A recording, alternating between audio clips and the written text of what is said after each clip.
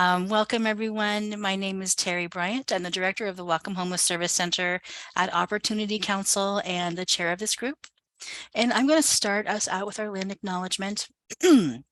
We gather today on the ancestral homelands of the Coast Salish people who've lived in the Salish Sea Basin throughout the San Juan Islands and the North Cascades watershed from time immemorial. Please join me in expressing our deepest respect and gratitude for our Indigenous neighbors, the Lummi Nation and Nooksack tribe, for their enduring care and protection of our shared lands and waterways.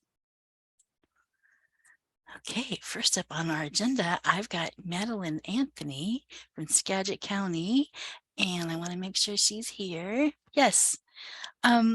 Madeline, thanks for joining us. I know you wanted a little bit of time on our agenda today to talk about the Skagit Home Consortium, but I'm wondering if you wouldn't mind taking a moment to kind of orient this group to what that is. We've got all varying levels of involvement in the homeless housing system, so it'd be great if you could kind of just give us a quick orientation before you get started.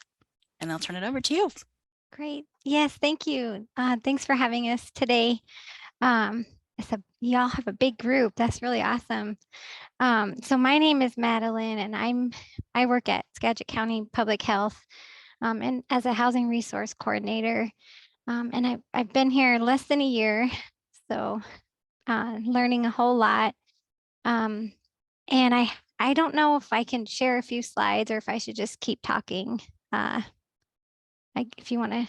Sure, you should be able to share your screen. Okay, I'll try.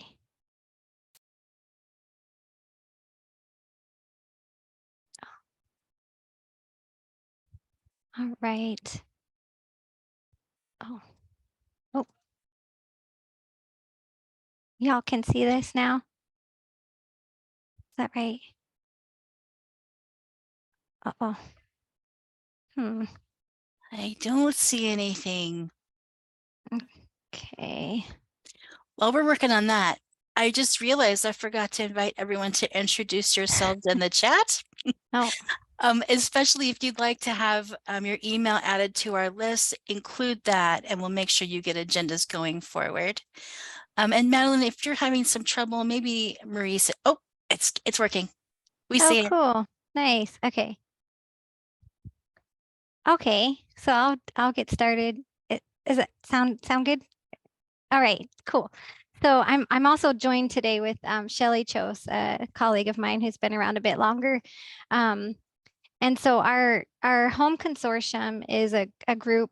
First of all, our Skagit County is the lead of the home consortium, and the reason we're here is we're putting together our 2023 to 27, our 5-year consolidated plan. So we're just gathering community feedback from different groups across our region. So the home consortium is a combination of the Skagit County, Island County, and Whatcom County, but not including Bellingham. They have their own home funding, as well as 17 other towns and municipalities. And so Skagit County is the lead, which is why we're taking on the development of the 5-year plan.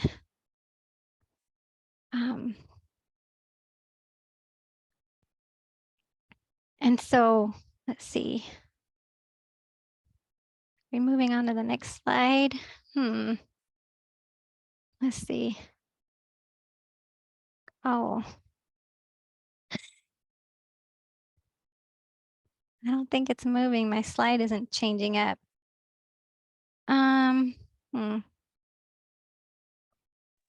Let's see. It looks different to me. It says annual funding is great. 1 million. Thank you. I'm not. Yeah.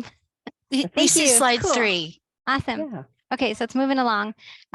So yeah, annually we do get roughly about $1 million. And so part of our plan, we want to develop our priorities, and we want community feedback to figure out the best way to plan the funding.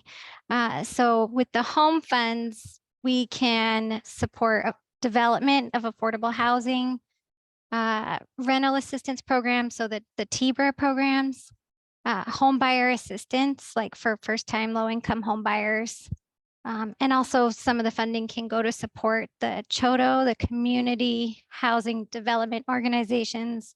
For example, like home trust programs, different kind of nonprofit specialized programs. All right.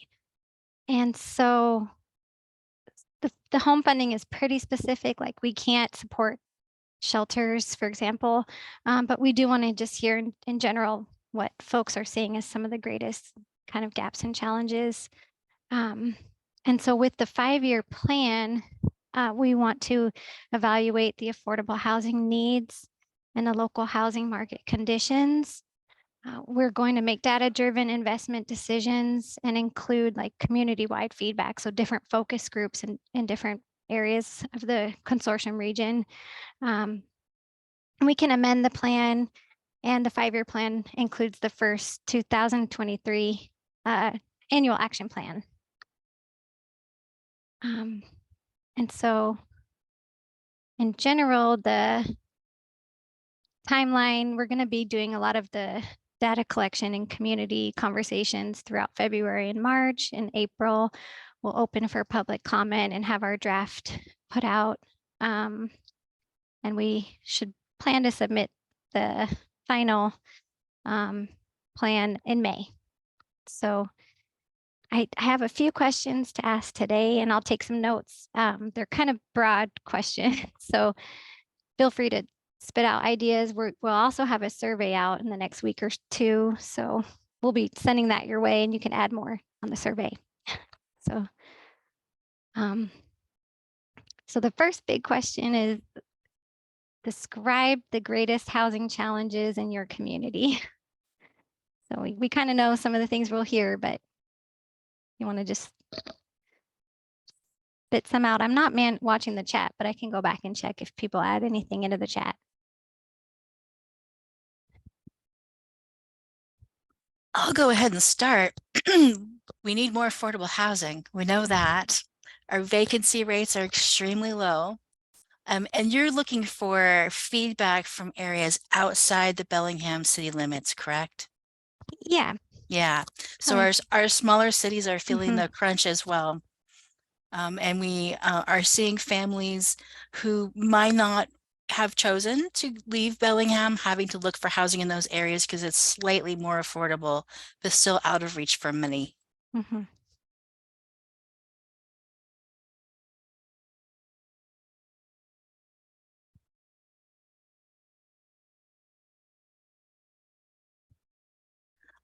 I'm looking at the chat. Let's see, lack of 811 HUD housing from Catherine.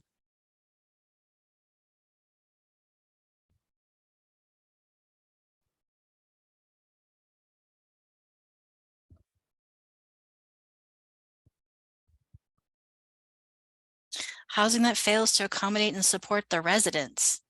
Marisa, was that you? Can you say more about that? It was me. I think it's just a matter of really recognizing that, one, we want to push the idea of housing, but housing looks different to everyone. And on top of that, once someone gets into housing, there are times when their support systems fall to the wayside because other people may recognize, oh, they're housed now, they don't need anything.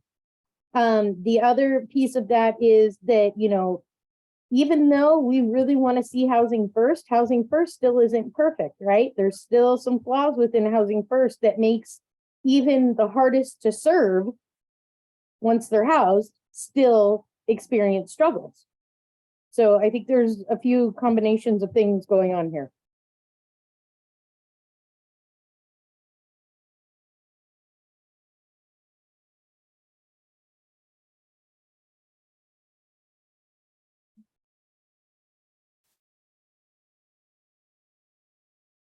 Any other thoughts? I see some folks joining from outside the city limits, so I kind of just want to reorient what our discussion is. And Skagit Home Consortium is a 3-county coalition that is planning for funding and how to spend money to support housing needs, and they're looking for feedback from us specific to areas outside of the city of Bellingham and Whatcom County. So we'd love to hear your feedback to share with Madeline. Samia says more group homes, housing options that assist with daily living for disabled and medically fragile. And I would echo that.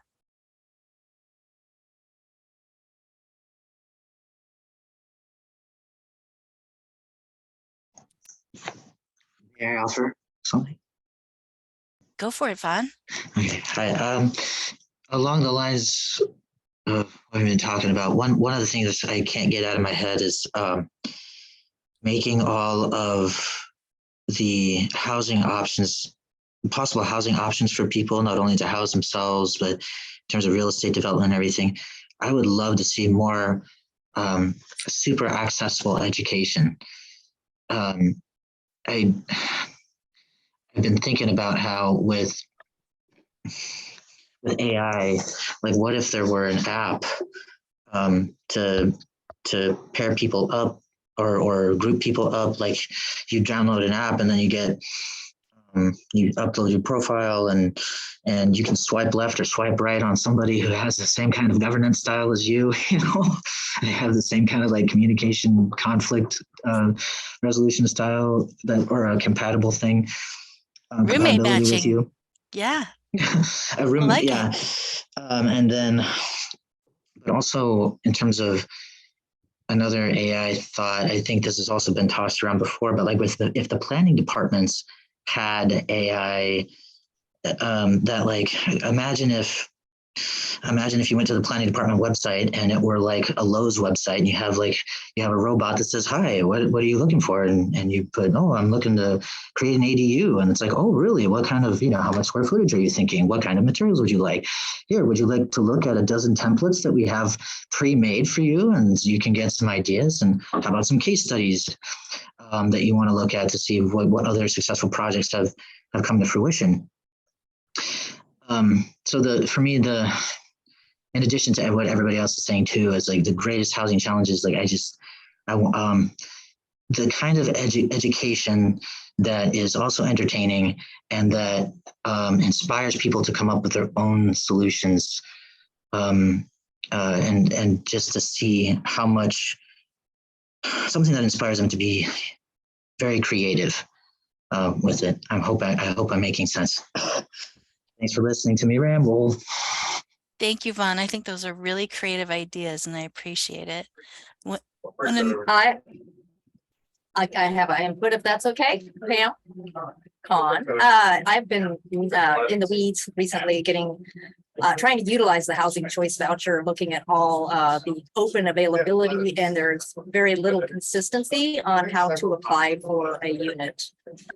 It's getting better, but it is still, it's just inconsistent throughout the whole application process, and finding open units, it's just a needle in a haystack. So that could definitely be an area of focus.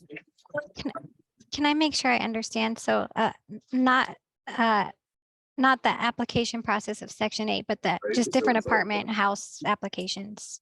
Yes, to Right, use okay. any type of funding. It's so challenging. And the housing choice voucher is one example of funding source, but I'm talking about finding available units and understanding where your funding can be used, what the client income limitations are. It's so complicated. I don't know how our clients are ever expected to sort through that on their own. So yeah, that could definitely be simplified and more consistent. I say that, but it's a lot of different things. It's like we have websites you can go to that have some of the affordable housing listed, but not all of the affordable housing. So you're going to numerous different websites. Most of them are requiring you to go to a website. You can't call and ask for vacancies hardly at all anymore. It takes like 3 or 4 phone calls to get through to an apartment building just to say, hey, do you have availability? So you end up doing that online, but it's inconsistent as to, you go to the floor plan, you click on the floor plan. If it's vacant, it'll say apply here. And some of that is connected. And for example, the last client had a housing choice voucher, and the housing authority has a nice little website that you can view all the things that they've applied for through them. So something to make that more widespread, and also where you find open units to try to apply for. Yeah, it's a mess. So it doesn't work on a nice house. Maybe a little. But Madeline, would you like I'll me to go read on. some of the information from the chat? Oh, sure. And I can go back. I'll go back and jot notes down. And I'm Couple- grabbing notes from Thank you. the chat as we're going Great. too. Thank you so much. Yeah, thanks. Okay, I'll move on to the next question unless anybody else want to add anything.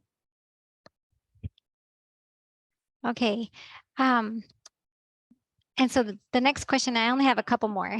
So the next question is, are there certain populations that should be prioritized? I heard senior and disabled earlier, but certain populations that should be prioritized for more resources for affordable housing. I would echo that, and especially what Chris's remark in the chat about seniors and folks with Mhm. disabilities on fixed income. Mhm.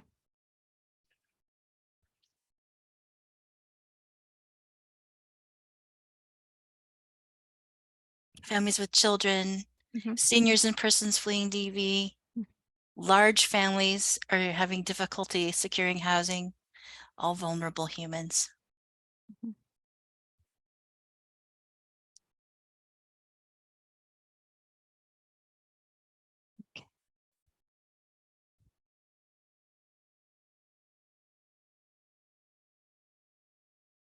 Okay, all right.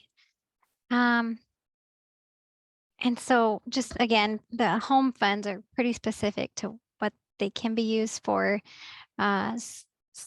So we can do development, building of affordable units, home ownership programs, the TBRA, tenant-based rental assistance, move-in costs, kind of temporary 1 to 2 years rental assistance programs. And so we do want to mention some of the needs that we're hearing are like shelter needs, drop-in shelter, day shelter, enhanced kind of emergency, but we can't use home funding for that. But we just want to hear in general, what are the greatest priorities that you think should be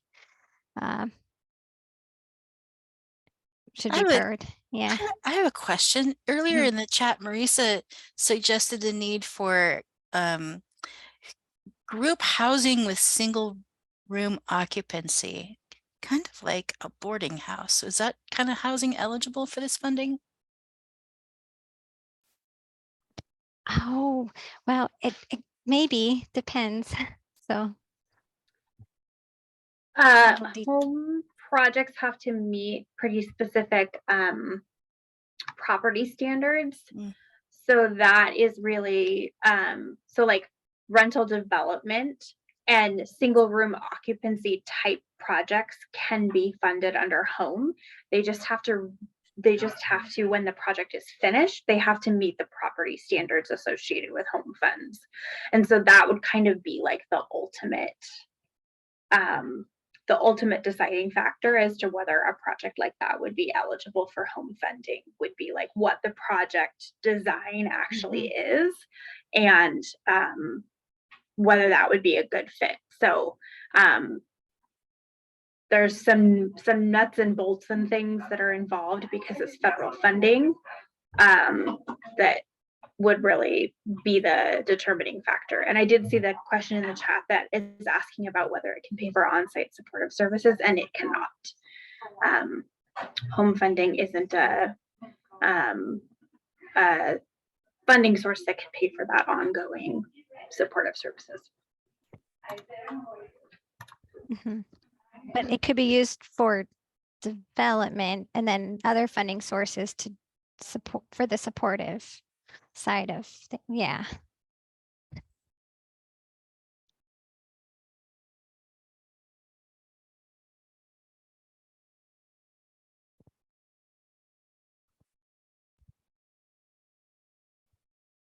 And as I mentioned, a survey will be coming out soon, so we're going to push that your way also, so you can share more information on that and also forward to colleagues and people you know We'll, clients you're serving, and we'll be sure to send that to the coalition, and that'll be, include lots of folks that aren't even attending today. So we'll get the Yeah. word out.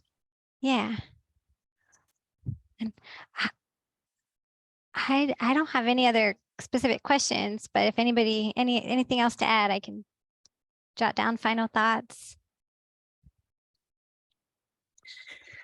I've seen in the chat interest in adult family homes, and that's an interest of mine too. I don't know if you've heard, but we're participating in the development of short-term respite in partnership with Unity Care and the county and Peace Health.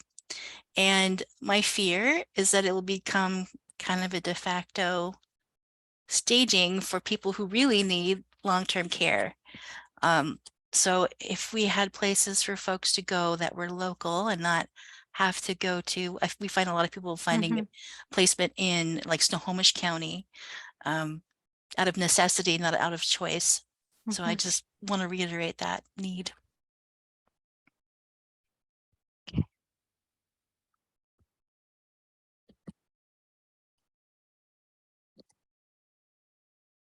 Yeah, thanks everybody. Thanks to you and Shelley both for joining us and sharing this information and soliciting some good questions. We'll share your survey. Can we listen in a little bit longer, or You're free to kick us stay. out? Yeah, Okay. absolutely. We have some great speakers today. And our topic is domestic violence. So today we're lucky to have Susan Marks, Director of the Commission on Sexual and Domestic Violence, joining us. Adrienne Renz, Executive Director for DVSAS Whatcom, joining us. And Michaela Mandela is a permanent supportive housing program manager at Opportunity Council, which includes overseeing Dorothy Place, which is a permanent supportive housing project of Opportunity Councils that serves specifically survivors of domestic violence. It would be great to hear from all three of you, and then we'll have some opportunity for questions and answers. Who wants to go first? I nominate Sue because she can give us the overview and then we'll kind of drill down. But Great do you suggestion. accept my nomination? Thank you. I do. That's fine. I was just, I think it would be great if Adrienne went first to talk about the real impact on survivors, and then I could, but I don't mind going first. I, like everything else, I'm over prepared. So I have a PowerPoint, so I'm going to try to share my screen as well. I feel like PowerPoints are the kind of a hassle, but to share, but let's make sure, there you go. Okay, and now do it as a slideshow.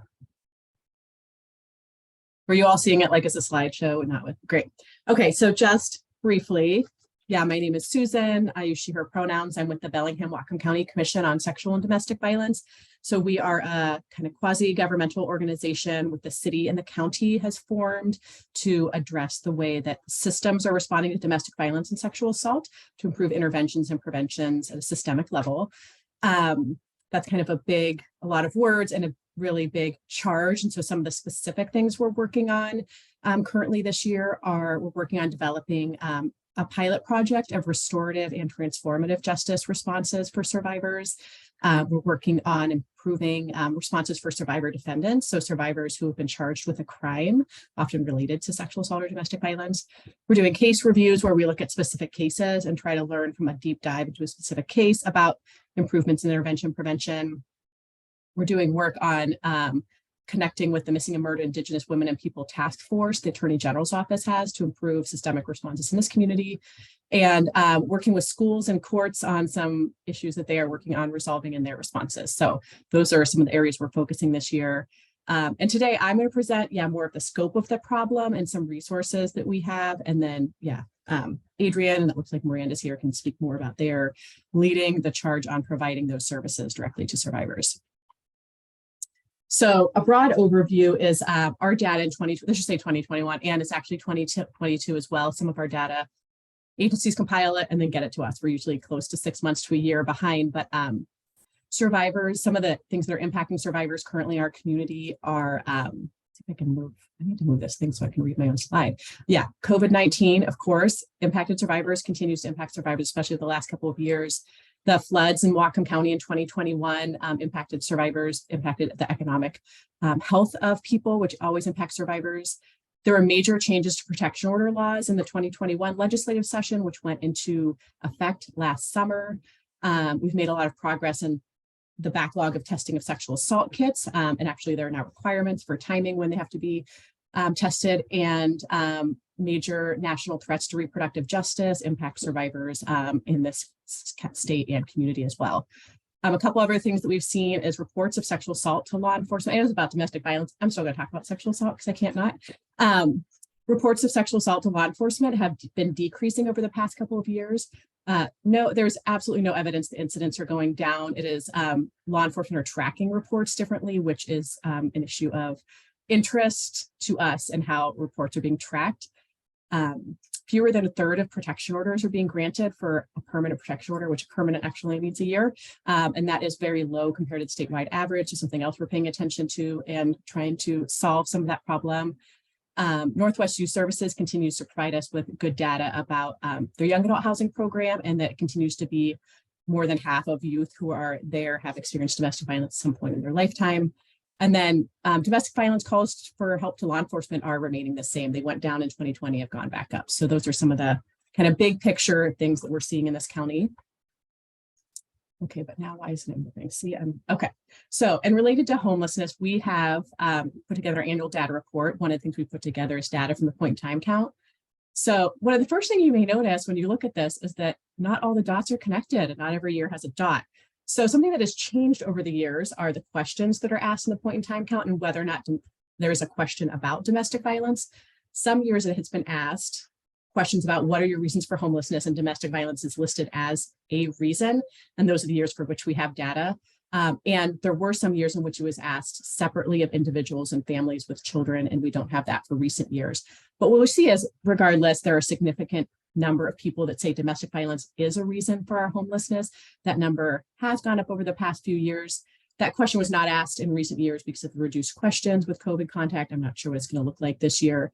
But it's something that definitely provides us with a lot of information about, what are the reasons contributing. And as you can see, the numbers were always higher for families with children experiencing homelessness. So that would be something we would be curious to know more about as well.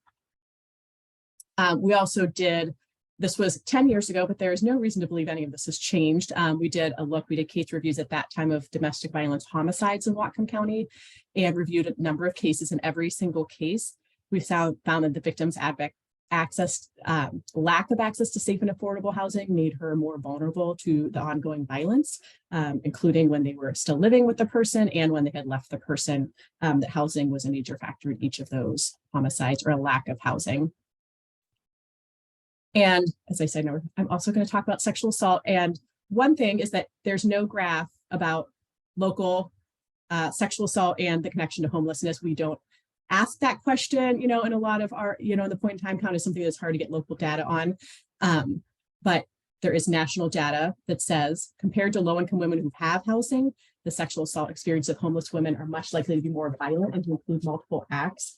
I feel like this narrative is extremely important because I think if we talk in the general community, people think of sexual assault and homelessness, and they think of people who are homeless perpetrating sexual assault. People who are housed, and the national data shows, probably not shocking to any of you, it goes the other way, that people who are unhoused are much more vulnerable to being targeted for sexual violence by people who are housed. And this statement was put out by the National Resource Center on Domestic Violence, that says the condition of homelessness itself dramatically increases women's risk of being sexually assaulted, and women on the street do not enjoy the same degree of safety as women who have four walls and a roof to protect them, which feels obvious when you say it like that. But I think that's a narrative that needs to be changed in the way our community talks about people who are unhoused or who's vulnerable. Some of the resources that we have available. So in 2018, we put together most of our data from 2017, which is why it's called the 2017 report. But we also put together what we called a spotlight report on how homelessness and housing instability are connected to domestic violence and sexual assault. And in that, there's some of the most recent local data we had at the time, as well as some statewide data for people who like that kind of information.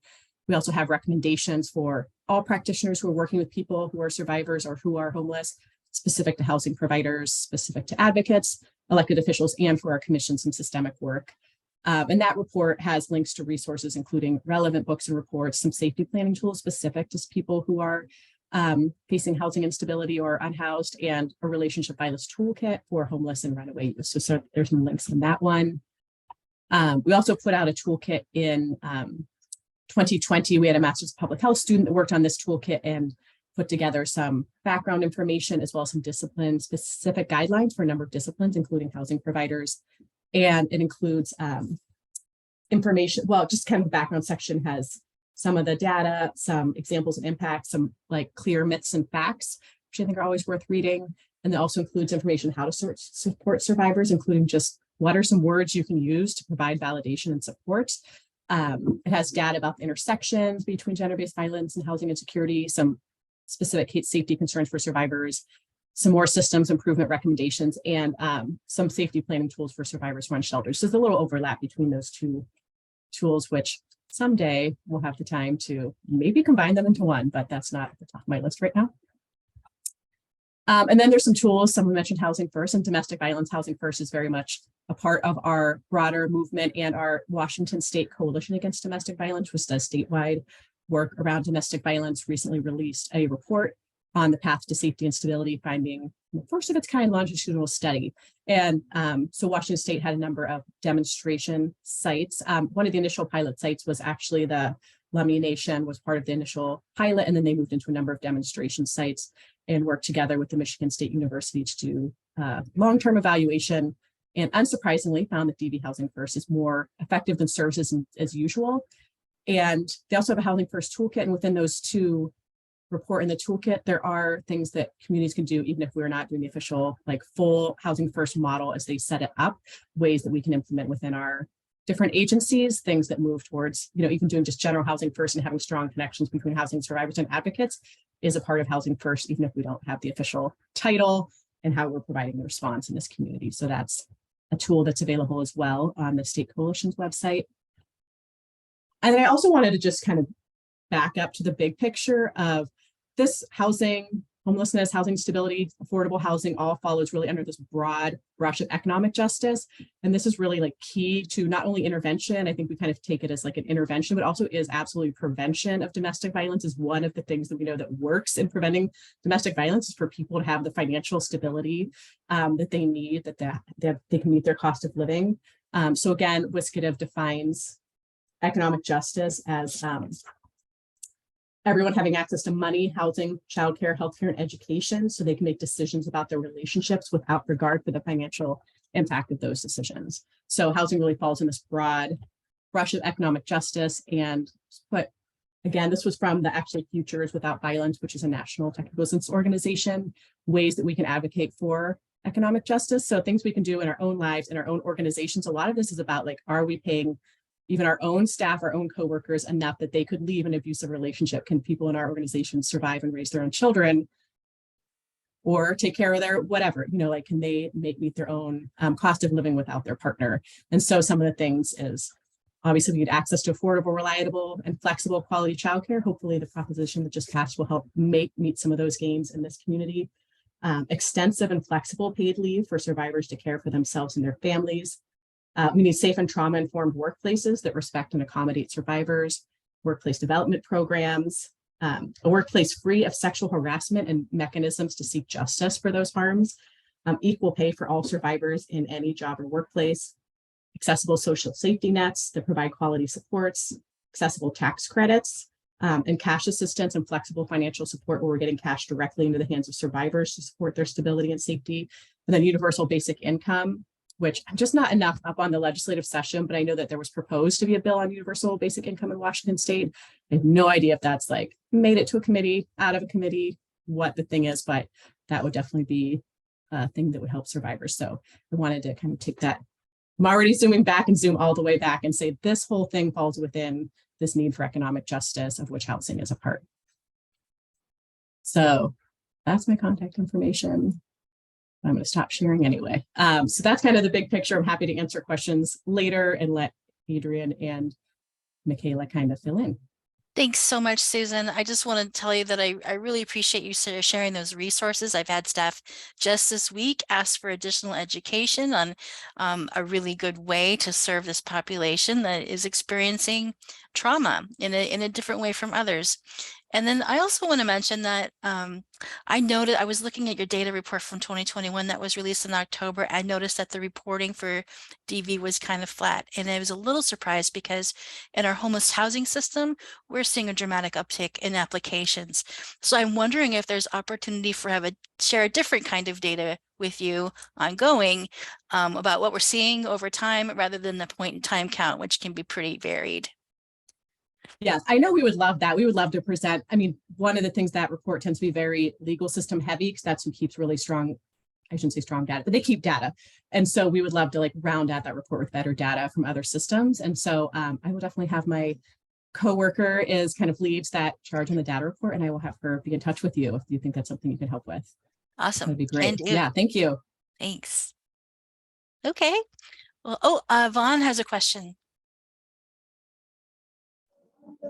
I was wondering if you could pull up the slide with the Michigan State University part again, or because I missed the website, but I was wondering how much more effective specifically was it compared to services as usual? Okay. There's the slide, and I've not read the full report, so I don't know the answer to that question. I've read their kind of summary of the report, which is that it's more effective, helps survivors have stability over the long term, you know, will like their own home. It provides more safety in their own home over being in a shared home. But yeah, I haven't read the full report, so I would love someone else reads it to know what they think. I trust the state coalition, so I'm just like, yes, they said it, so I agree with them. Thank you. Okay, if there's no other burning questions, let's go ahead and move on. Adrienne, are you okay going next? Awesome, thank you. I am. I always like hearing Susan talk, so thank you. Kind of makes my brain expand a little bit to how we can get ahead of some of this stuff if we ever find time. I'm here with Miranda, and I'm also going to share a PowerPoint. And Miranda Morris is our safe housing manager, and so she'll talk specifically about the safe housing program we have, but I thought I'd start with a bit of an overview on who we are and services we offer, programming. So we're domestic violence and sexual assault services. We are, supporting individuals affected by domestic violence and sexual assault and sexual exploitation as well, and leading to the community towards ending these abuses of power. I always think it's interesting to look at how we started, because it really is one of those community-based agencies. I mean, here's the pool of volunteers in 1979 that were Whatcom Crisis Line, and the calls that were taken at that time were any type of crisis in support of getting people connected with services in our community. And we are very much, to this day, still very volunteer organization.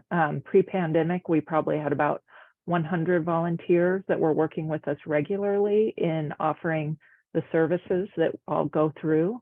Through the pandemic, we probably have gone to 20, and we're back to trying to rebuild that pool of resource we have with such a large volunteer pool. In 1998, we changed our focus to be primarily domestic violence and sexual assault. But right before that, we were the local AIDS hotline as well. So we've had many years of being the hotline for Whatcom County. 2007, we really formalized our partnership with law enforcement, and we are now kind of the go-to call when they show up to a domestic violence call and they do an assessment. They'll connect with us immediately. And in 2014, we took over what had been Women Care Shelter, which is our family safe shelter. In 2018, we've expanded our safe housing options, and we'll talk a bit more about those. Just for us, much like Susan was saying, the DV and SA have such an overlap at time and some of the same dynamics at play. So I can't talk about DV without coming in with some sexual assault as well. And of course, we know it does impact the houseless community. So we just define that act that can occur when somebody is forced or coerced into sexual acts without clear consent. It's important to note that it may not be illegal under state and federal law. So we're looking more at the individual's experience when they're calling us and reporting a concern.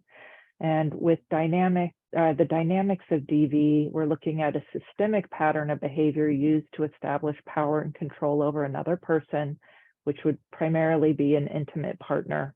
And it can come in so many forms, from belittling comments and oppressive gender roles to straight physical assault, which may be more of what people think of. But we've definitely see it escalate to homicide and have had that occur in our community too many times. And just because it hasn't gotten to that physical realm, it doesn't mean it isn't serious or that it won't escalate to that point. And we'll go through a little bit. Some of the reasons somebody may not leave that we're very aware of when we train our advocates is, you know, the family pressures. We've definitely had people come back after a parent called and encourage them to return home. They'll leave our safe housing. Really strong concerns about losing child custody when you do not have stable housing. Definitely the financial barriers. Being isolated, many people experiencing DV may be isolated at that time. It's part of the control. So they may not have a resource to reach out to. And so as, you know, individuals that may connect with our community members, that's where DVSAS can come in, where that place that they can call when it feels like there's no one else to call. And then low self-esteem, some shame that may come up, and we do see some people turn to chemical dependency and start having mental health concerns as related to ongoing domestic violence. Just talking about why that kind of financial barrier that comes up for our clients, and the demographic we're looking at is when we look at asset limited, income constrained, and employed. So the survival budget, which we call for Alice, is survival, a single person needing to make at least $23,000. But knowing that we've had inflation and that we have a tight housing market, so I'd say it's even above that, and that's just for pure survival, not allowing for any stability and savings for what may come up, and not for reliable communication. That's kind of the pay-as-you-go method, all of those pieces. And when we look at our DVSAS clients, we've got 99% of our clients are below the threshold for Alice. So some serious financial barriers to being able to leave a situation and to be able to avoid becoming homeless. And also to note, and I'll bring this up again, is that 50% of domestic violence and sexual assault victims may lose their jobs as a result of the trauma experience. So when Susan's talking about excess opportunities for leave from a workplace, or a workplace work being a kind of wraparound to acknowledge when somebody's going through this, it stands because it is about that financial security that will give somebody an opportunity to get away from this situation. And there's some workplace policies and procedures that are also on that commission site that I'll talk about again in a little bit. But what we do find is that financial abuse is occurring in 94% of domestic violence relationships. So a strong method of control. The services that we offer are and many of you may know about these ones, is our 24-hour, 24/7 helpline. It's anytime somebody needs a call, our state contract is that we will provide a call back within 20 minutes. If we're busy, they can leave a message or call back, but that we make contact with an individual within 20 minutes, if not immediately upon them calling. And we are there to do all kinds of safety planning. We can do screening for shelter need, the whole gamut. There'll be times where we'll get a call from an emergency room support to go while somebody's getting a sexual assault. screening, and we'll go and support with law enforcement issues. So we have a 24-hour service team. Then we do ongoing support services. That's more of the meet with somebody, maybe help them do some safety planning, help them draft or work through the paperwork of a protection order. In the past, we've had more of a legal advocacy and really supporting somebody and being able to show up in the courtroom. That is funding that's gone away, but we still endeavor to provide that service for people. And it's one of the top requests that we receive from our advocacy team. So they're looking for shelter if they need to get away, or they're needing some legal support in order to provide that, you know, not losing their children, having a protection order. We also do support groups. And then we recently just started with a rural advocate, and they are available and making rounds throughout Whatcom County, not Bellingham specific, and into all of the schools, as well as an advocate for walk-in services. We have the Safe Housing Program, which I'll have Miranda talk about in a moment. And then we do a Safe Start program with some children's advocacy, supportive play groups for children, and then some CPS support for parents going through these cases, as well as some jail support services. We're doing support groups in the jail, and then prevention education, because as Susan said, we know prevention can work. And so we're in many of the schools and teaching the whole gamut of work, and then again, following up with advocacy should somebody need that direct support. All of these services, what I did want to say is we are a state accredited program, and that requires us to have intensive initial and ongoing training. So we're just to become a volunteer or to begin working with DVSAS, you have 52 hours of training you must do on advocacy-based counseling. And then you have ongoing mandated training, as well as performance metrics, and that's for all staff, volunteers, and our board. So when we think of the dynamics, I just want to say, when you send somebody there, they're surrounded by somebody who's been through some extensive training, much shadowing, and they are very familiar and comfortable in working with the dynamics that might be at play with a sexual assault or domestic violence situation.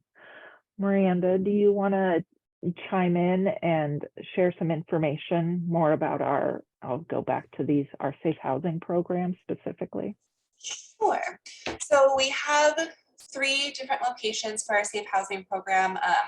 One is primarily the family shelter, where we can house up to 5 families at a time, and around 21 bodies, whether that be, you know, kiddos, adults, 5 usual adults as the head of households. We can sometimes fluctuate depending on if we have a very large family that comes in. We are able to sometimes move, you know, an extra bed or 2 into a room. And then at our other locations, it's kind of almost like the alternative shelter, I would say. So for clients who maybe have those pets, for individuals, for singles, we're able to kind of move those around to fit the needs as best as we can for clients who come into shelter. These are some numbers for 2022. So we were able to, you can see, offer 9,205 bed nights total. So that's combined adults and children. The average night stay was right around 62 days. This was spread between 79 different individuals, and our unit utilization rate for 2022 went back up to 84%. And a lot of these numbers are on the way back to mirroring pre-COVID numbers, which is exciting that we're seeing some movement in terms of people are seeking the services and are able to come into shelter. I'll get into some of the barriers in a second that we're also seeing with that. We served 288 hotel stays, which is down dramatically from the last few years when hoteling was kind of the go-to with trying to navigate through COVID, and 51 total kiddos. And then Adrienne, do you want to go to the next slide? Perfect. Some of the challenges that we see a lot with our clients, as everybody knows who's here, is affordable housing availability, obviously. A huge barrier is the availability of immediate mental health or medical health services. A lot of times we have clients who come in where that is a dynamic of power and control, is that those services have been withheld from them. And so it's hard for them to access those things while also trying to come in and triage their own DV experience and find housing. Safe hotel options and safe treatment options for substance abuse disorders are also a huge barrier. And I say safe because hotel options have become limited just in terms of we are a small community and a lot of programs access the same hotels to be able to place clients. So when our shelters are full, if we have to place a client in a hotel, one of the safety planning that we're doing is your abuser going to know to look for you there, because it has been well known to go to this hotel to look for somebody or go to this one. That's where people are placed. There's also the dynamic with anyone who wants to receive services for substance abuse disorder. There's limited options for them to go to any kind of outpatient or inpatient treatment where the abuser can also frequent or send people to look for them. And then, as Adrienne kind of touched on before, the reduced legal options is also a barrier for clients, and even knowing where to begin navigating through that as well is a barrier. Do we have more? Nope. Okay. I'm going to jump back in for just one moment. Here's just some of the other snapshot of the services we provide. What stands out to me is 11,930 advocacy-based counseling sessions in 2021, and the level of legal advocacy sessions as well. And some of the reasons those advocacy-based counseling sessions are so high is we can see that when somebody comes and accesses our services over 6 times, that the positive impact of those services really starts to grow. And so we see an increase in people understanding the dynamics of DV and SA, which hopefully would lead to not having that cycle repeat itself into the future. They definitely increase their ability around safety planning. And I think that's part of understanding the cycle, and then increasing a knowledge of the options available for them. So we go ahead and put forward as many advocacy-based services as we can, knowing that the more that we've built that connection with somebody, that the outcomes for them long-term will improve. And then I'm just like, how do people access services? I get this question quite a bit. So I want to say our business hours are kind of, but this is business, standard Monday through Friday, 9 to 5.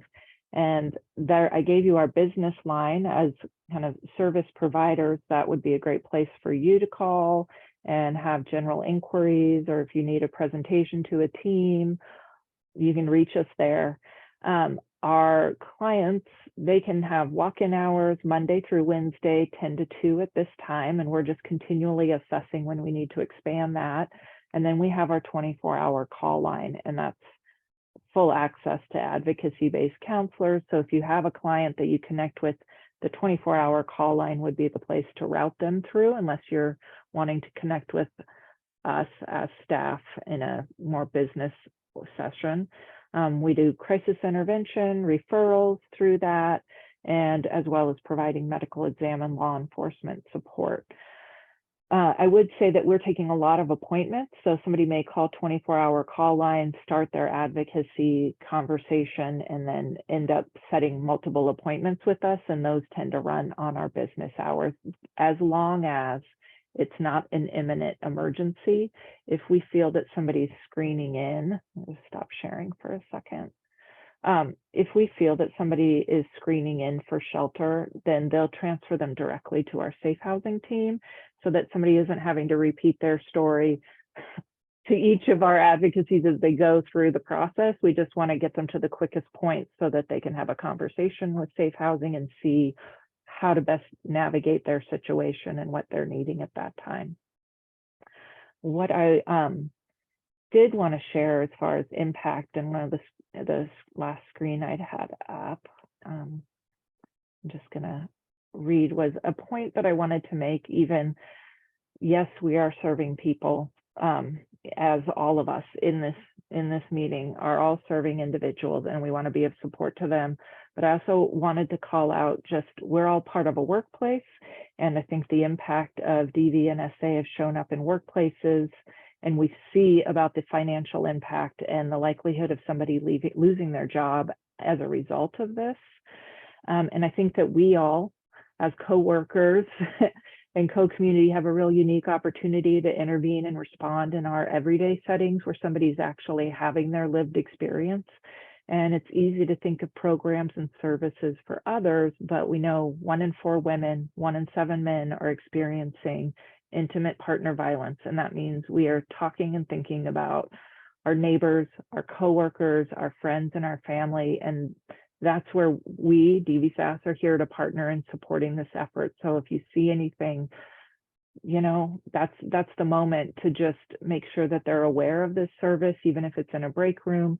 And then I wanted to call out the work that the DV and SA Commission had done around some workplace policies to help support the type of environment that allows somebody to feel safe and comfortable in coming forward and not feeling that they'll actually be shamed out of the workplace for, you know, all of the shame that they may feel about it, but to create an environment where they know the workplace has their back while they navigate a difficult situation. So I wanted to call that out for all of us as well.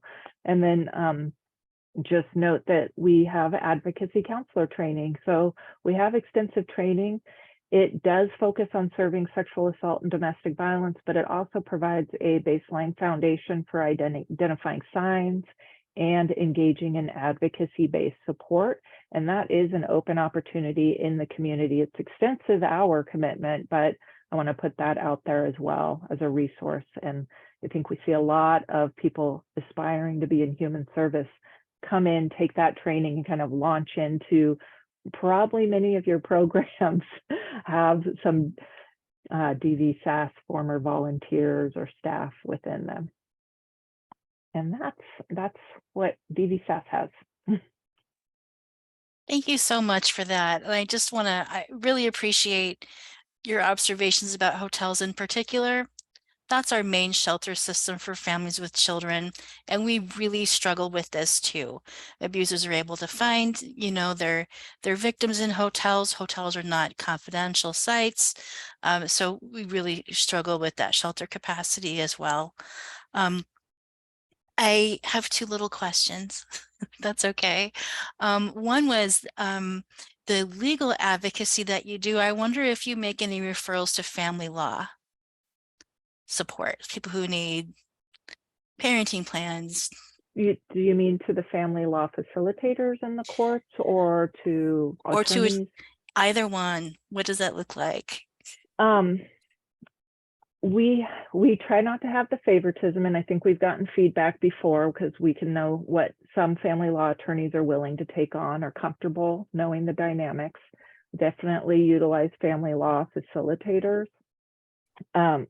The feedback I've had right now in discussing things with family law attorneys locally is that there's actually an extreme shortage of them just for the general group. And then there's a couple of them that have been like, oh, they're very comfortable. One became a judge in the court system, and the other one is saying, I won't do a DV case because the dynamics are so intensive that it's a lot to have to navigate. So even that family law attorney, we do partner with law advocates and are always looking for different grant opportunities to fund a specific, family law attorney or advocate that can really walk alongside them in that court system. But that's just an ongoing search, but a need that the community has.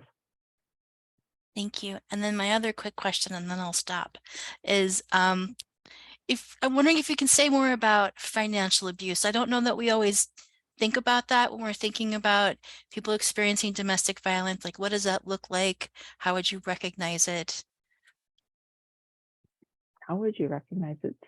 Susan, do you have any thoughts, or Miranda, do you have any thoughts on how you would go about recognizing? Yeah, I mean, I think it's like one of those things, just like the nuanced paying attention to things people say, such as, so it could be things like they don't have access to their own paycheck, or they don't get to make decisions.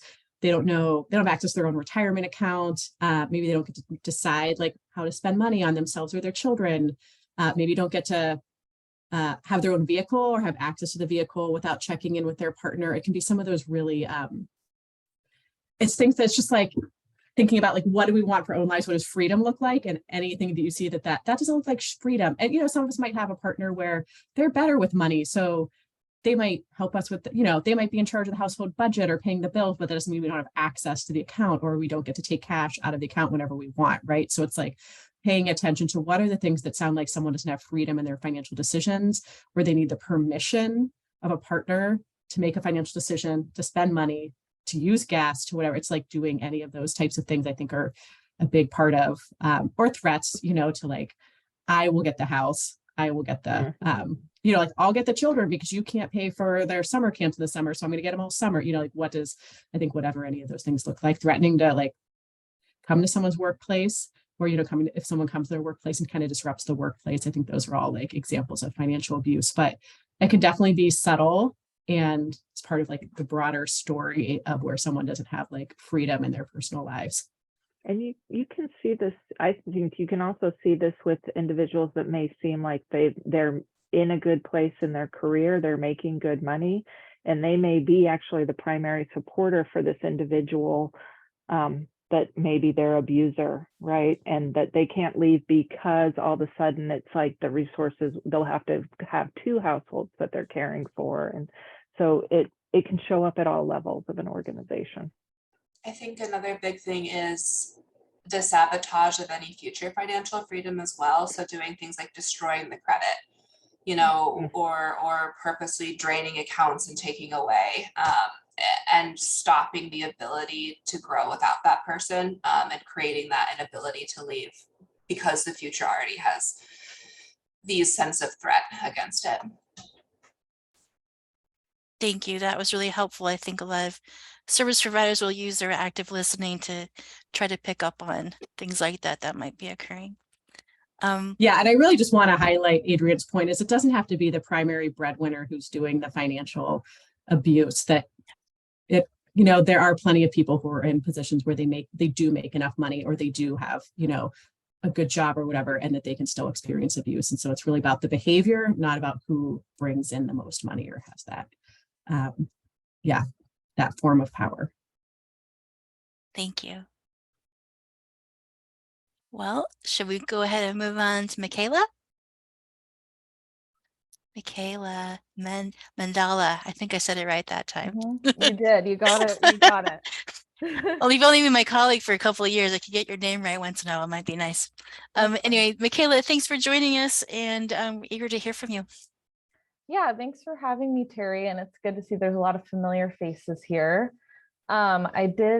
I want to just boost the 40-hour DVSA training that Whatcom DVSAS does. I did it in a different place, but I learned all of my foundations, I would say, of domestic violence and sexual assault advocacy support in that training. It was huge. So highly recommend.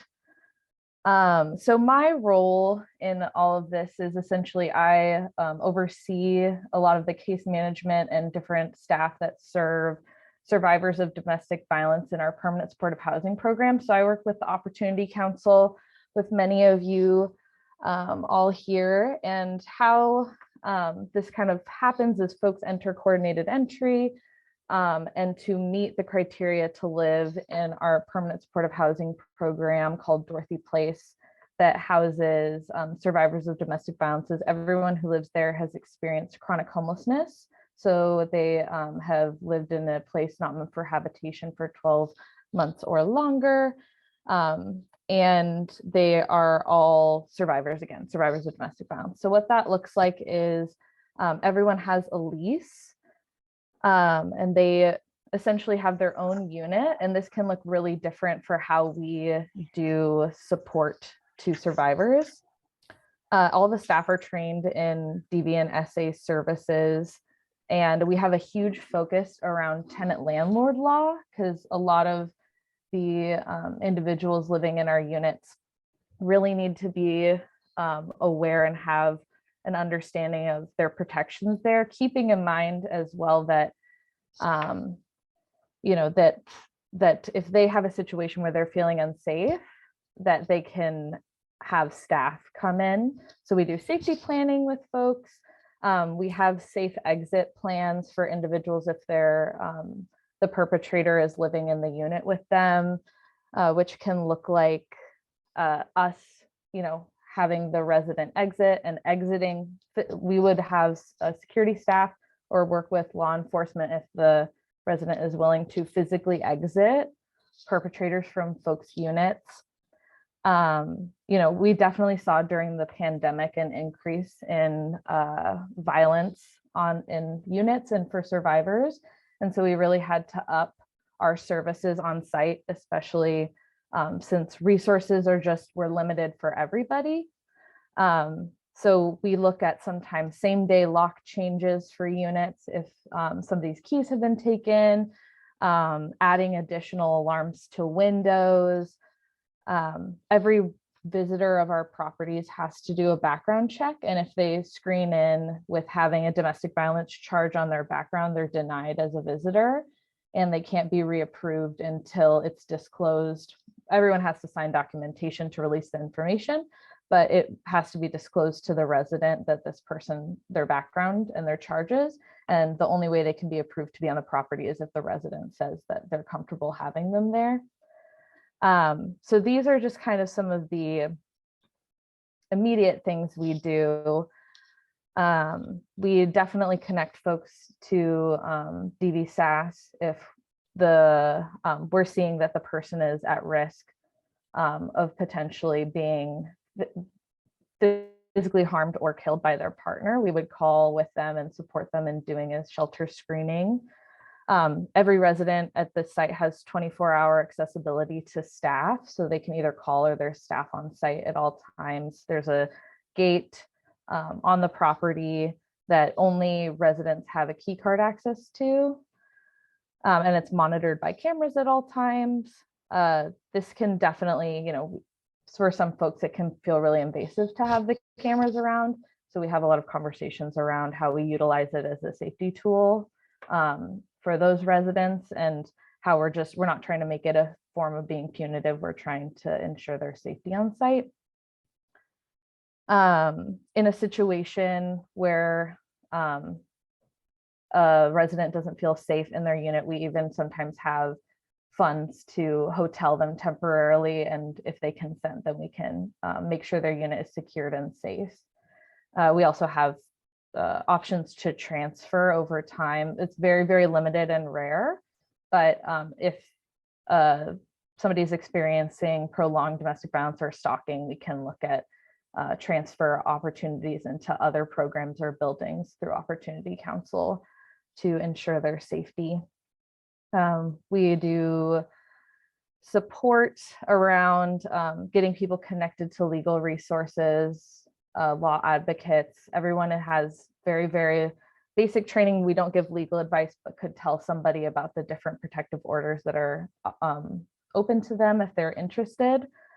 And we do have on our other properties, you know, we also have this mix where we serve people that sometimes perpetrate domestic violence as well.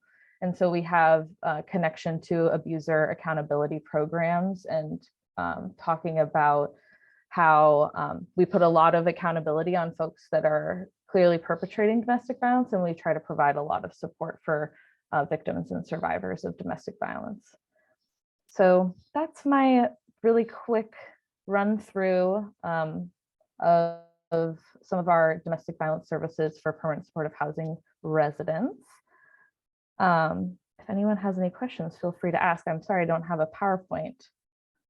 Michaela, I have a question. This is Pam Kahn. Hey, Pam. Hi. We've had some instances where we have had a tough time finding classes for people who are coming out of the legal system required to attend domestic violence. I'm talking about perpetrators. Do you have any good sources for quality classes? See, it seems our Department of Corrections don't have any real good resources. Yeah. Or maybe there just aren't any good groups. Yeah, I mean, I have a list of what exists in Skagit and Whatcom County.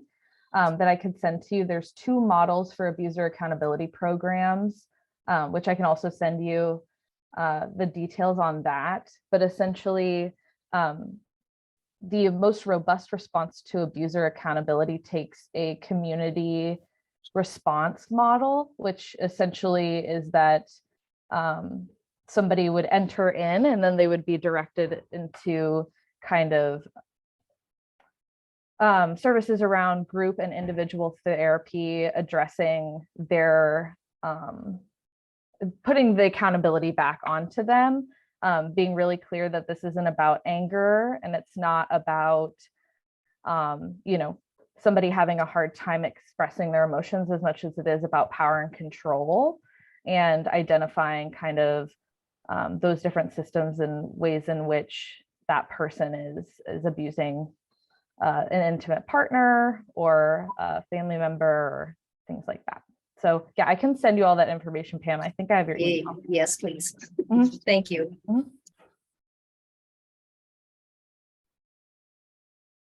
Any other questions for our speakers? You can put them in chat. I'd be happy to read them. I have a question pretty much for the group, actually a couple.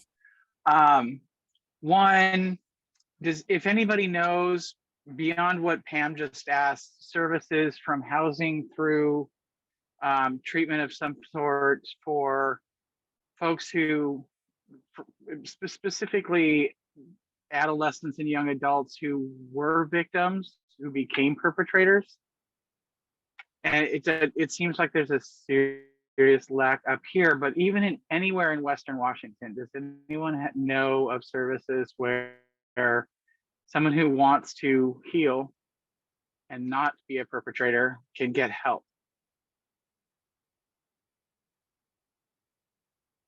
There are no certified DV perpetrator treatment providers in this county that work with juveniles. I don't know about all the other counties, but there is a little more access if people can do it virtually now, but that is like, we just have a huge gap in general in any like treatment for offenders, and especially for juveniles. There's like absolutely no like DV offender resources specific for juveniles or young adults. What can we do about that? I mean, we've tried to do some things like the city and the county actually, city of Bellingham, Whatcom County actually now put money into reimburse. It is, you don't get paid enough to be a certified treatment provider. And so they put money so that providers can at least get reimbursed for people who do not. So if you're like, have to do DV perpetrator treatment, you have to pay for it if you're a client. So now the city and the county can pay for some of those costs. That goes through district court probation. But again, those are adult, like district court probation are adults. And so I think like, maybe advocacy for it to go through juvenile court, but first you would need to recruit, or next you would need to recruit people who want to like get that training and do that kind of treatment. And that has been extremely, extremely challenging over the years. A number of providers have tried it and haven't been able to keep their business open. Like it needs to be like a passion project almost as part of a larger system. So I think that's a great question. I do know actually going through the state legislature right now is a bill that would address the way that for sex offenses, juveniles are like registration and notification. It would eliminate some of that and decrease the length of time that juveniles are required to register as sex offenders, because there's some real research that shows that that is actually not effective at all in protecting public safety, and actually leads to victimization in the future for those juveniles. But that bill would increase the ability of associate, it's like, what is it, like associate level therapists or whatever, to provide that kind of treatment under the supervision of a fully certified therapist. It would also approve different treatment modalities. So hopefully that would increase for juveniles who have committed sex offenses to be able to get treatment, but that won't necessarily address domestic violence. But the legislature has been looking, this is the third year they're looking at that bill. So it will be curious to see how it goes through. That's a place that might be worth starting if somebody feels like they want to start this endeavor is through DCYF has a committee called the SAY Committee, which is a sexually aggressive youth committee. And they get together, they have different people from different services. I used to be on it when I was at Skagit County, and we staff kiddos who are deemed as sexually aggressive, and are we going to approve them to get this funding for treatment? And 99.9% of the time, it would be, well, we need to have the specialist come in and do an evaluation on the youth to deem, you know, where they're at on this. Is this there's an act out due to being a victim, or is this they're deemed to perpetrate like again over and over? And so it might be worth reaching out to that committee to say, who is the person who you have who does this evaluations? Because they may be equipped to say, here's how you could facilitate this idea to create treatment for youth in like a group setting. What was the name of the committee again? It's called the SAY committee. So it's a sexually aggressive youth. Thank you. Thanks, that's helpful. And it's also really related to homelessness. We see so many people entering the housing pool or apply for services who are registered sex offenders related to a crime committed when they were juveniles. It's really difficult to navigate that as a homeless individual of any age. It is the #1 barrier for keeping people out of housing. We have nearly no housing for registered sex offenders. Any other questions for our guests?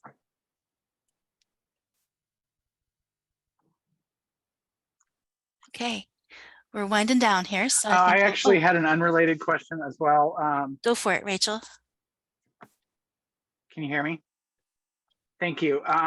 Susan, I'm not sure I heard you correctly, but I've read the PIT questions. Is it accurate to say that there's no specific sexual violence question in the PIT count? And if not, I just want to advocate that it be added, because secrets keep us sick. And if we're out there talking about it, that opens the door to let people know it's safe to talk about it. I don't know if that's a question or a comment. It's kind of both, and it's related to our work with the health department and organizing the PIT count and the volunteer center here. The questions on the PIT count is something we've been discussing what those should look like. Sometimes the questions are prescribed, or we can't control the language, but I do think it's worth asking the question. The concern is always, is this trauma informed when you're having a 30-second interaction and you're counting everybody you can on one day? So I kind of wonder if our housing application data might be better or different. I don't know. I'm interested in investigating that. With you there, sister. Hey, wondering if we can move on to our update section. Samia, would you mind doing an update for the city? Happy to, and thank you so much to the presenters and those providing DV services. And also to Skagit, my update is a little bit related to the Skagit Home Consortium, as they talked about their funding is related to the Home Investment Partnership Program, which is from HUD.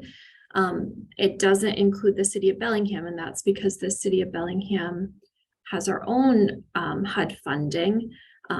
We have more than just that home program. We have community development block grant funding from HUD, and we have our own local funding as well. So we're also in the midst of that consolidated planning process. I think a lot of you probably have been notified of that. We've been undergoing sort of community research for a year already now, and just happy to have the input from many of the providers that have given that to us.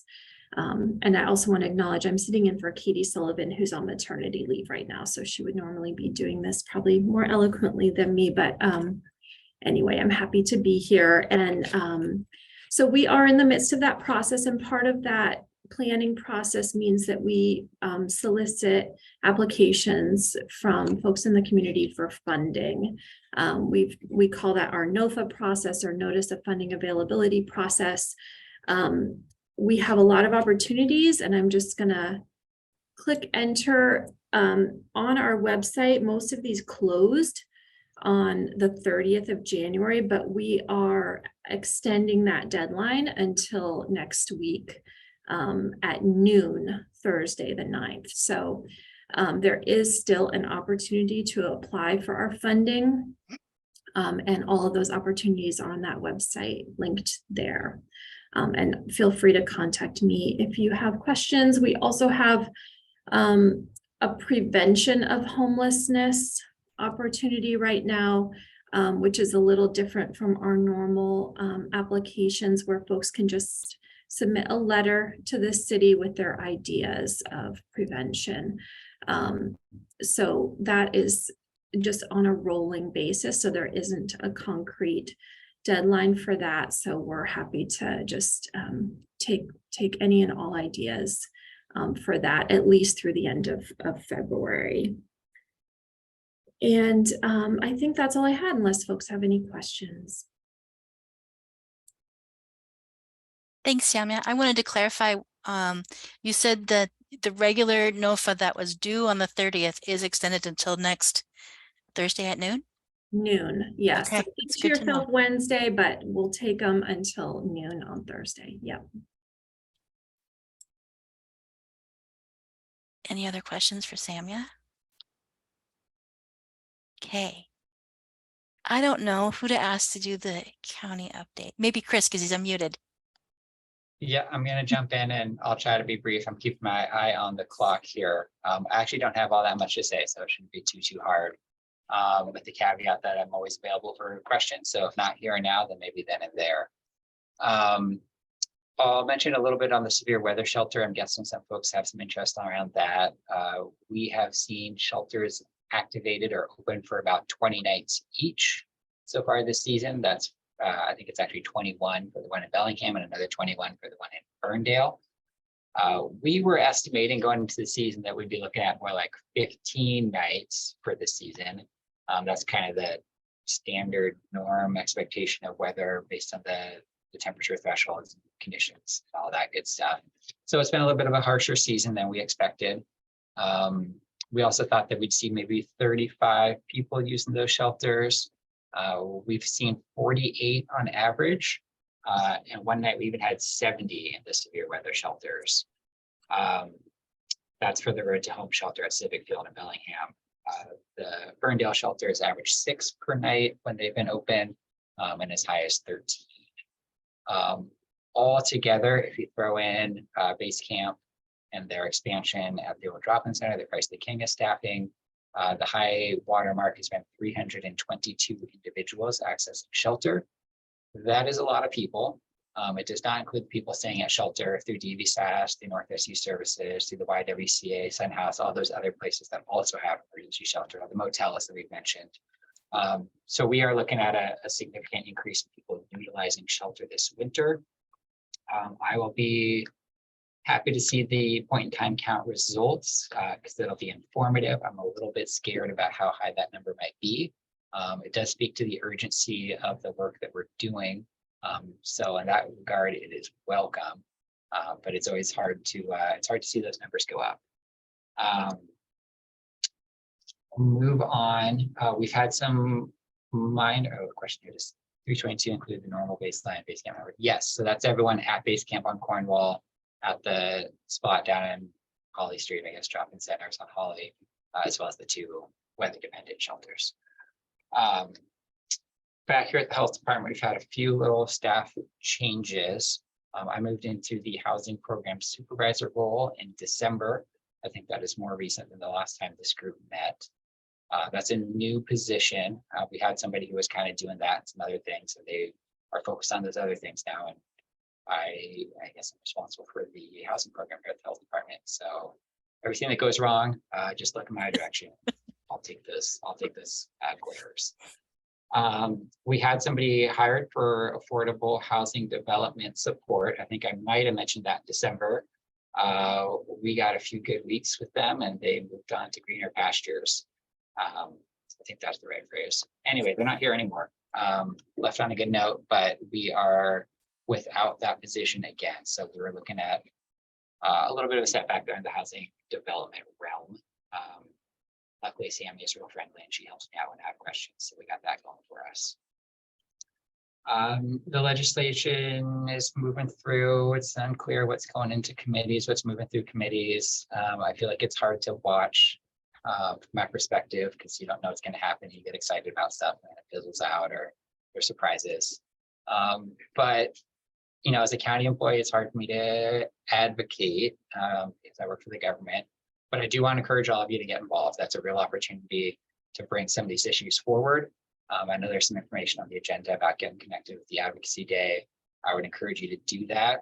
I've done that in the past for other non-housing related stuff, and it was a really cool experience. It's fun to be a part of the government. Government works a lot better when people are engaged and participating and helping folks like me and the policymakers be better informed, because this stuff's complicated. And then lastly, on a sort of personal note, I have observed through the agency partners that we work with, people have been looking around and figuring out what they want to do with their lives and moving on. And my sense is that there's a lot of people that are tired and exhausted and have been working really hard for the last few years. So I just want to first say thank you to everyone on this call. I know there's a lot of service providers, a lot of community members that are active and engaged, and I think that's really, really meaningful. We're going to see numbers like the point in time count that look like we're not doing our jobs well. I don't think that's the story that we should pull from that. I think that there's a lot of people who are housed that don't get counted and don't get seen. So I like to say our shortcomings are very obvious and our successes are practically invisible. So thank you. And please take the time to tell one of your colleagues that you appreciate what they're doing.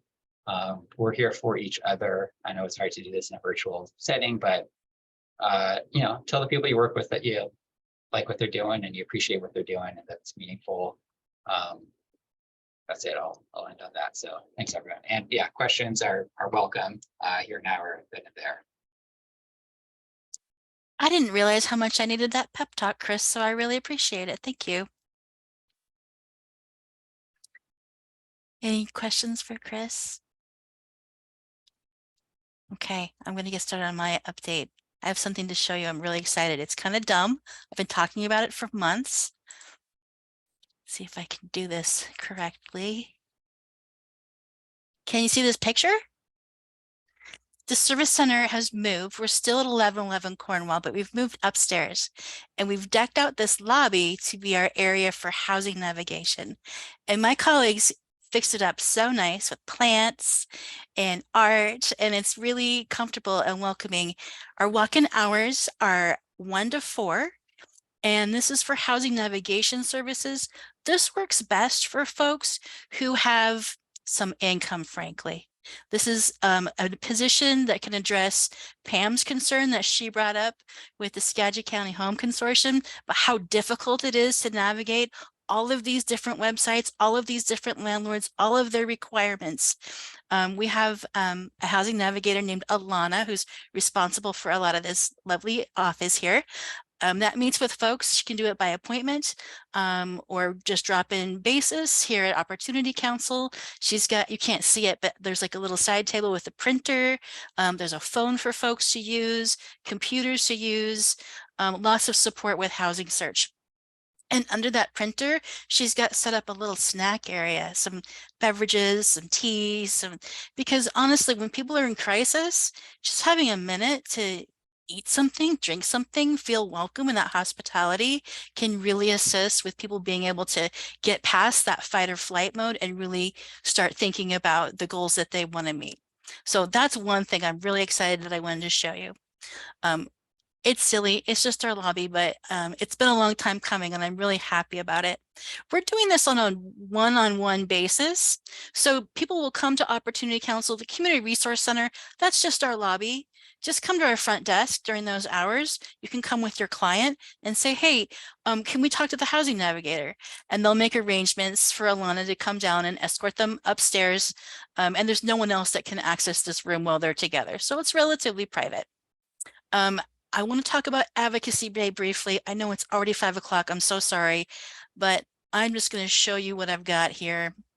we're holding an educational session tomorrow from 3 to 4. And the reason we do this, Connor sent this out to the coalition before the meeting today, but if anyone didn't get it and they're interested, please hit us up, contact Connor, he'll forward it to you. It's going to be on Zoom. And the reason we need to strategize ahead of the meeting is that our meetings with our lawmakers are 15 minutes each. So we need to be on point on what we're going to say and make sure that we are aligned with one another and using our time well and really maximizing those times. We received our appointments with lawmakers just this week, so it feels really rushed to me, but it's super important. This is what we've got set up so far. Most of the appointments are next Tuesday and Wednesday. So the 42nd district, which is it's most of Whatcom County and half of Bellingham. And then the 40th district is half of Skagit County, a bunch of San Juan County, and a little bit of Whatcom, but it kind of bifurcates Bellingham. So anyways, what I'm trying to say is that if you want to attend, you will go to the appointment where your district is. And I have actually a map I can show as well. We can share this information about the appointments with you as you contact us with interest, but I just want to show you what the, what am I trying to say? Am I still sharing a screen? Can you see this? Yeah, okay, sorry. My screen got real weird. I want to stop sharing.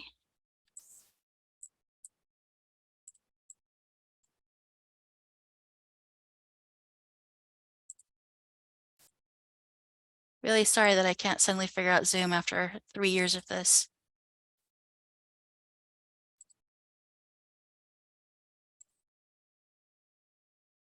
Marisa, are you still here? Can you stop me sharing? I am. Okay, let me see. Yeah. Let's see.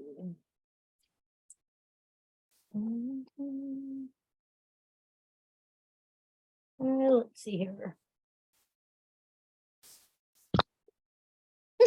It's telling me that because you're the main host now that I can't touch it. Oh my gosh. Okay. Well, oh, I figured it out. God. All right, I did it. Okay. I just want to show you where your districts are. I think you can see it real quickly based on where you live and which lawmakers you would want to meet with if you choose to join us. Let's see if I don't screw this one up. Can you see a map? Map, yeah. This area here is the 40th district, and it goes right through Bellingham. So for example, my colleague Marisa, she lives on the other side of the Lakeway from me. She's in the 40th. I'm in Sunnyland, so I'm up here in the 42nd. So the 42nd is this big swath of Whatcom County, and the 40th is several counties, including a chunk of Bellingham. So based on where you live, that's the meetings that you would want to choose to join if you want to join us on Advocacy Day, and I encourage everyone to do so.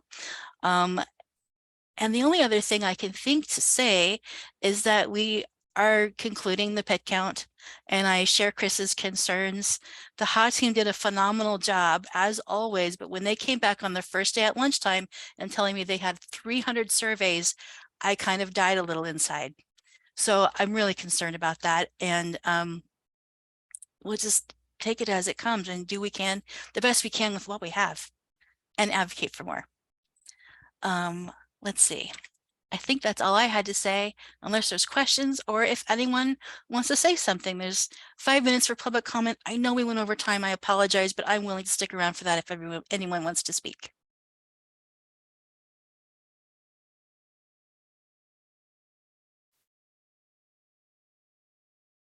Okay. Well, in that case, Sherry, I'm sorry, really quick. I just popped in the chat. Anybody who plans to attend Advocacy Day, they are encouraging everyone, if comfortable with it, to wear the color red to represent Advocacy Day for homeless housing, so forth and so on. So if you plan to attend and you've got something red, even a scarf, that would be lovely. Did I forget completely to mention that all these appointments are virtual? I did, didn't I? They are virtual. We don't have to drive to Olympia. So I think a lot of people are finding that more accessible. And you can participate from home. So hit us up if you want to participate. Our next meeting is April 6th. Our topic is going to be seniors. Looking forward to that. I don't have speakers lined up, but I will. And thank you everybody for attending today. I really appreciate your time. And especially thanks to our speakers, which I think most of them had to leave already. All right, then take care, everybody. Thanks all.